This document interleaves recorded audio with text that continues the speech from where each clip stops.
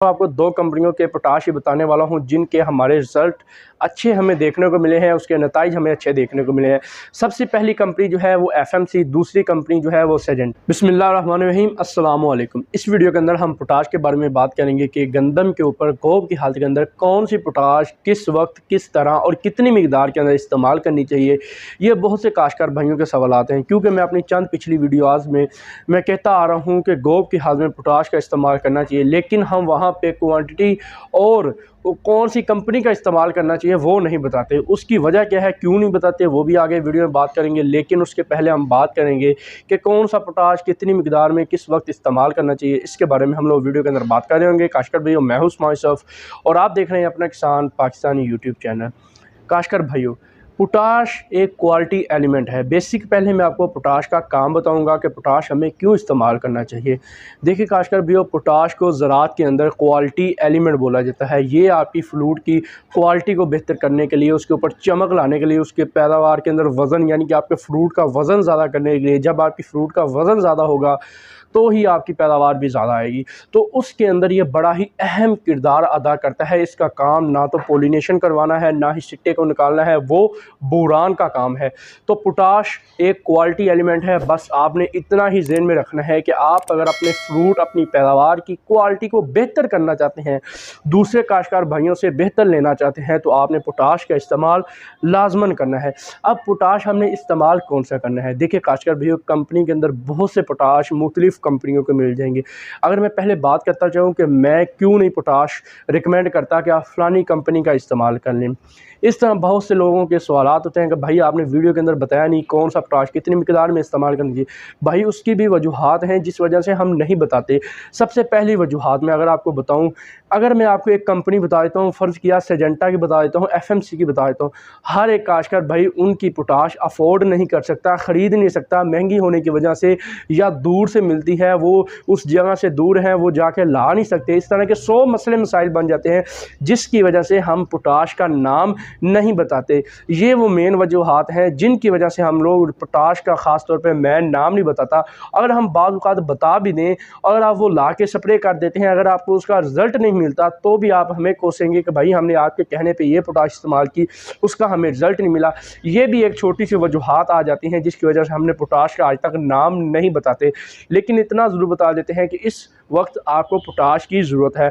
अब इस वीडियो के अंदर मैं आपको दो पोटाश, दो कंपनियों की बताऊंगा जिसको ला के स्प्रे करेंगे तो इंशाल्लाह आपको फ़ायदे ही मिलेंगे, ना कि नुकसान मिलेंगे। तो काश्तकार भाइयों, ये चंद वजूहात हैं जिसकी वजह से हम प्रोडक्ट का नाम नहीं बताते। अगर बाद प्रोडक्ट का नाम भी बता दें तब भी कुछ काश्तकार भाई कह देते हैं कि जी इसने, इन बंदों ने इस कंपनी से पैसे लिए हुए हैं, इस वजह से उस कंपनी के प्रोडक्ट का नाम ले रहे हैं और हमें कह रहे हैं कि जी ला के वो इस्तेमाल करो।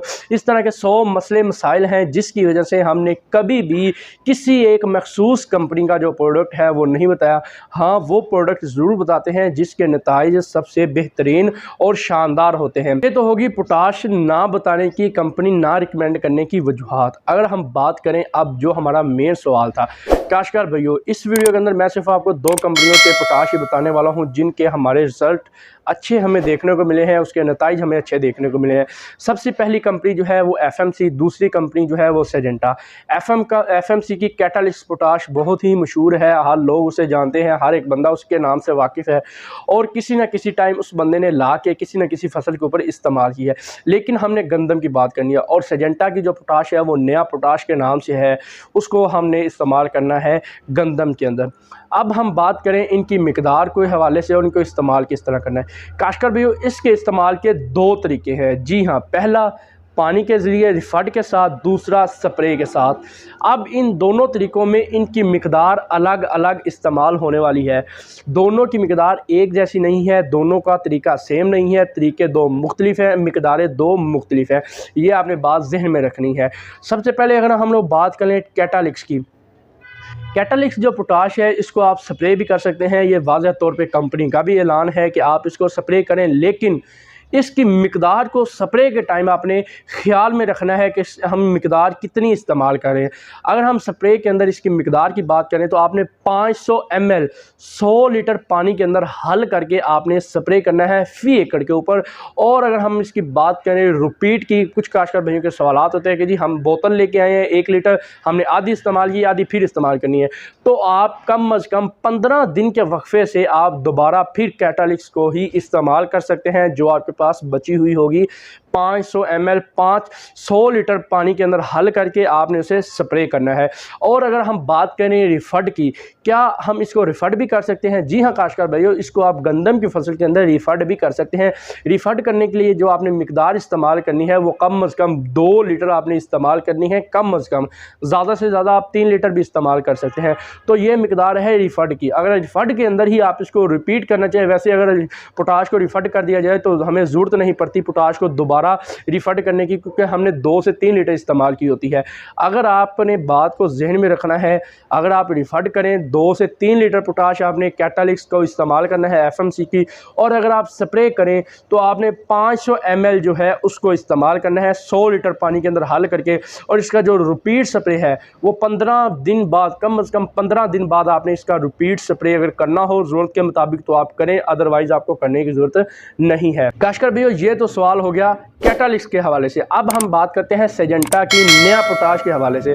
काश्तकार भैया सिंजेंटा का नया पोटाश, ये भी 30% पोटाश होती है इसके अंदर, और इसको भी आप स्प्रे के ज़रिए इस्तेमाल कर सकते हैं। बिल्कुल काश्तकार भैया, इसकी भी आपने मिकदार को आपने लाजमन से एडजस्ट करना होता है। आपने जो इसकी एक बोतल है वो बेसिक 2 एकड़ के लिए होती है, मतलब कि आपने 1 एकड़ के अंदर 100 लीटर पानी के अंदर 500 ml जो पोटाश है उसको आपने हल करके स्प्रे करना है, ना कि 1 लीटर को 100 लीटर पानी के अंदर हल करके 1 एकड़ के ऊपर स्प्रे करना है। अगर आपने 1 लीटर को इस्तेमाल करना है तो आपने 200 लीटर पानी के अंदर 2 एकड़ के लिए आपने उसको इस्तेमाल करना है। फ़र्ज़ किया अगर आपके 4 एकड़ है तो 2 लीटर पोटाश 400 लीटर पानी के अंदर आपने हल करके 4 एकड़ के ऊपर आपने स्प्रे करनी है। मतलब मेरी बात का कहने का यही है कि 500 ml 1 एकड़ के लिए, 2 एकड़ के लिए 1 लीटर पोटाश जो है वो स्प्रे के अंदर आपने इस्तेमाल करनी है। और अगर हम इसकी बात करें रिफंड की, तो काश्तकार भैया इसकी जो रिफंड है वो भी आप इसको पानी के साथ हल करके इस्तेमाल कर सकते हैं। उसके साथ आपने कम अज़ कम 3 लीटर जो पोटाश है इसकी इस्तेमाल करनी है।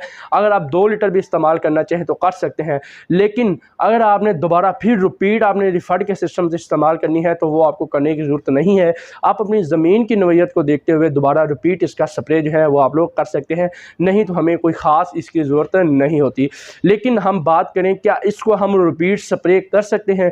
जी हाँ काश्तकार भैया, इसको आप रिपीट स्प्रे कर सकते हैं, लेकिन रिपीट स्प्रे के लिए आपने कम अज़ कम 10 से 15 दिन के बाद इसका जो 500 ml की रिपीट स्प्रे है वो आपने करनी है। और इसके साथ आप बोरान, फंजीसाइड जो अद्वियात हैं उनको आप मिक्स करके भी आप स्प्रे कर सकते हैं, और NPK के साथ भी मिक्स करके आप पोटाश का जो स्प्रे है वो अपनी फील्ड के अंदर कर सकते हैं। उम्मीद है काश्तकार भैया आपको सारी बात की समझ आ गई होगी। ये वीडियो यहाँ तक की थी, मिलते हैं अपनी नेक्स्ट किसी और वीडियो में, तब तक के लिए दुआ में याद रखिएगा। अल्लाह हाफ़िज़।